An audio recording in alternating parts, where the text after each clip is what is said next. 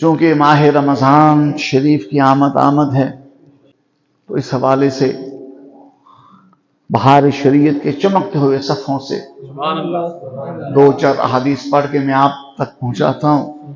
بہار شریعت شریف میں جو سید امجد الیازمی صدر الشریعہ اعلی حضرت کے مایہ ناز فقیہ مرید، انہوں نے فقہی مسائل پر احادیث، قرآنی آیات اور فقہ کی عظیم کتابوں کی باتوں سے مزین کتاب یہ امت کو عطا فرمائی۔ ہدایہ تک، فتح القدیر تک، ابن عابدین شامی تک، یہ تو بڑے بڑے مفتیوں کی ہی رسائی ہو سکتی ہے۔ ہم جیسے لوگوں کے لیے ہدایہ کے دروازے کھول دیے اور جناب امام اعظم ابو حنیفہ کے اجتہاد کا رنگ ہمیں دکھا دیا صدر الشریعہ سید امجد الیازمی نے بہار شریعت میں۔ سبحان اللہ۔ ہمارے بزرگ فرمایا کرتے کہ غیر عالم کو یہ کتاب عالم بنا دیتی ہے اور عالم کو مفتی بنا دیتی ہے۔ سبحان اللہ۔ تو اس میں حضرت نے ماہ رمضان کی فضیلتیں بخاری شریف سے، مسلم شریف سے اور دیگر حدیث کی کتابوں سے بیان کی۔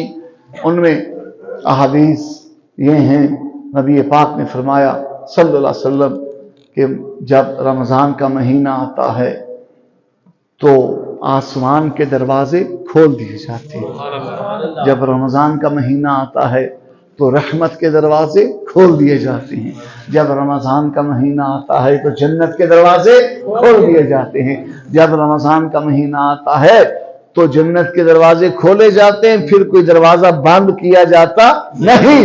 اور جب رمضان کا مہینہ آتا ہے تیرے میرے پیارے آقا نے فرمایا جہنم کے دروازے بند کر دیے جاتے ہیں اور کھولا جاتا نہیں۔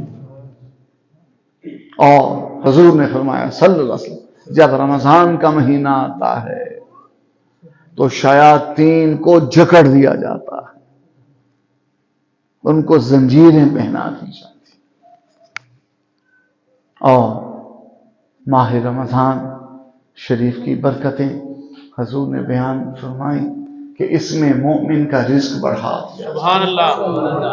مومن کا رزق جو تنگ دست ہیں رزق میں، روزی میں، کاروبار میں، آمدنی میں، جو مسائل کا شکار ہیں وہ ماہ رمضان کی نورانی ساعتوں میں اپنا دامن پھیلا کے رب سے مانگیں، حضور کے وسیلہ جلیلہ سے مانگیں، پھر دیکھیں رزق کے کیسے دروازے کھل جاتے ہیں۔ بولیے سبحان اللہ۔ اور ماہ رمضان شریف کی فضیلت بیان کرتے ہوئے سرکار مدینہ سرور قلب و سینہ محبت وحی و سکینہ صلی اللہ علیہ وآلہ وسلم ارشاد فرماتے ہیں کہ ماہ رمضان کی ہر رات میں اور ہر دن میں اللہ کریم بہت سے لوگوں کو جہنم سے آزاد فرماتے ہیں۔ سبحان اللہ۔ ماہ رمضان شریف کی ہر رات میں اور ماہ رمضان شریف کے ہر دن میں اللہ کریم بہت لوگوں کو جہنم سے آزادی عطا فرما دے۔ دیکھا اپنے ماہ رمضان کی برکت، اور فرمایا کہ جب ماہ رمضان کی آخری رات آتی ہے تو پورے مہینے میں جتنے لوگوں کی بخشش ہوئی ہو اتنے لوگوں کو ایک اس رات میں بخش دیا جاتا ہے۔ صحابہ نے اس کے یا رسول اللہ کیا وہ لیلۃ القدر ہے؟ کیا وہ شب قدر ہے؟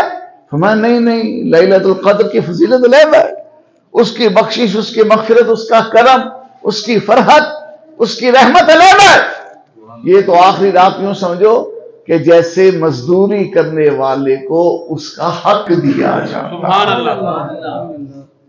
حدیث پاک میں ارشاد ہوا، نبی پاک صاحب الاولاد صلی اللہ تبارک و تعالی علیہ وسلم نے فرمایا کہ روزہ اور قرآن بندے کی شفاعت کریں، اور روزہ اور قرآن یہ ماہ رمضان کا خاصہ ہے۔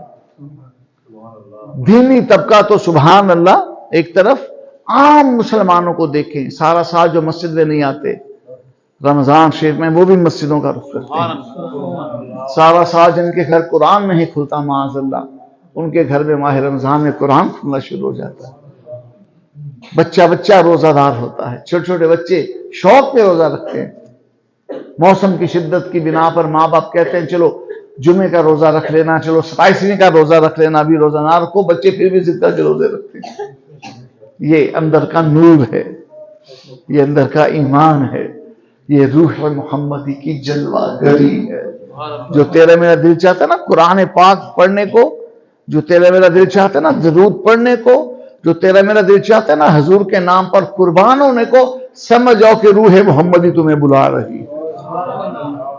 اگر مسجد آنے کو دل نہ چاہے، قرآن پڑھنے کو دل نہ چاہے، درود پڑھنے کو معاذ اللہ دل نہ چاہے، حضور کے نام پر قربان ہونے کو معاذ اللہ دل نہ چاہے، تو سمجھ لو روح محمدی نے تمہاری طرف توجہ نہیں دی ہے۔ اے اللہ ہمیں روح محمدی کی توجہ۔ تو حضور نے فرمایا صلی اللہ علیہ وسلم کہ قرآن اور روزہ شفاعت کریں گے۔ قرآن کریم رب کی بارگاہ میں قیامت کے دن عرض کرے گا، اے اللہ میں نے تیرے اس بندے کو شب بھر سونے سے روکے رکھا۔ اب دیکھو تراویح کے وقت روزے کے اثرات کی بنا پہ نیند بھی آ رہی ہوتی ہے، سونے کو بھی من چاہتا ہے، آرام کرنے کو بھی دل چاہتا ہے، لیکن بندہ پھر وضو کر کے مسجد کا رخ کرتا ہے، تراویح پڑھتا ہے۔ تو یہ اس کی قرآن پاک سے محبت کی دلیل ہے۔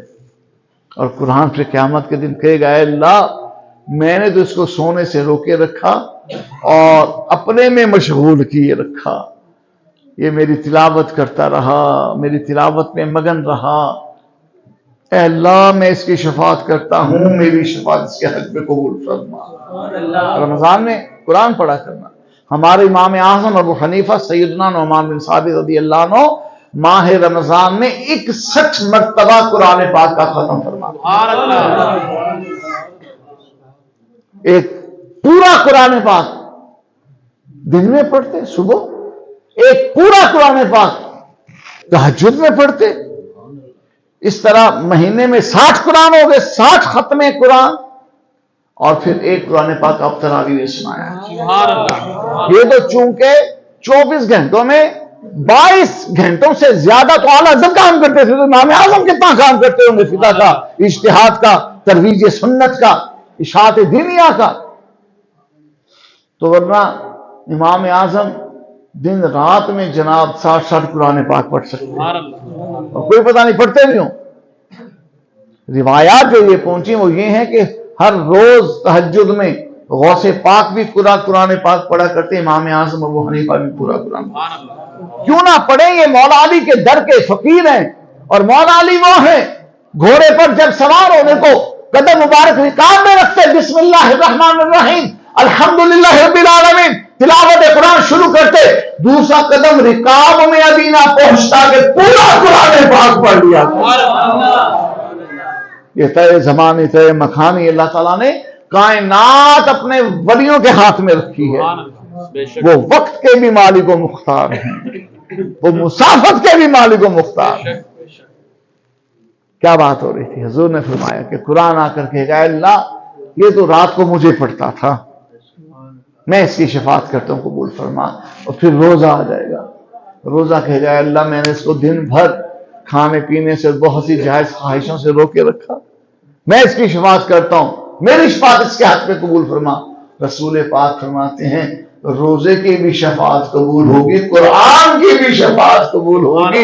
یعنی ماہ رمضان میں جو حضور پہ درود پڑھتے ہوئے یا رسول اللہ کی صدائیں بلند کرتے ہوئے حضور کی عزت و ناموس کے پرچم لہراتے ہوئے جو قرآن پڑھے گا، جو روزہ رکھے گا، انشاءاللہ قیامت کے دن قرآن اور روزہ اس کو اپنے دامن میں جنت میں لے جائے۔ سید اعلیٰ حضرت امام اہل سنت امام احمد رضا چاند رات جب چاند چڑھا، رمضان کا چاند چڑھا، جب روزوں کا چاند چڑھے تو شور مچ جاتا ہے نا، گلیوں بازاروں میں چہل پہل بڑھ جاتی ہے، گھروں میں جناب لوگ خوشیاں مناتے ہیں، شکرانے کے نفل پڑھتے ہیں کہ ہمیں پھر رمضان نصیب ہوا۔ تو اعلیٰ حضرت فرماتے ہیں، حضور کی بارگاہ میں عرض کرتے ہیں، شور مہے نو سن کر تجھ تک میں دماں آیا کہ یا رسول اللہ آسمان پہ آج رمضان کا چاند چڑھا ہے تو ہر طرف شادمانی ہے، ہر طرف فرحت اور ہر طرف نور کی جلوہ سامانی ہے، شور مچا ہے مبارک بادی کا، اور استحसान का और इबादत के ज़ौक़ और शौक का शोर महे नौ सुनकर तुझ तक मैं दमा आया, साकी मैं तेरे सदके मैं दे रमज़ान आया। या रसूल अल्लाह, मैं आप पे कुर्बान जाऊं, आका रोजा तो मैं खोलूंगा लीमू की शिकंजनीन से, शरबत गुलाब से, दूध के ठंडे मीठे जाम से, लेकिन हजूर मेरी तलब ये है कि जब मैं इफ्तारी करूं, शरबत का गिलास मुंह को लगाऊं, दूध का जाम मुंह को लगाऊं, तो आंखों से आपके रुखे अनवर के जलवे भी देख रहा हूं और मुझे आपके दीदार के शरबत के जाम भी अता हो। शोर महीनों सुनकर तुझ तक मैं दमा आया, साकी मैं तेरे सदके मैं दे रमज़ान आया।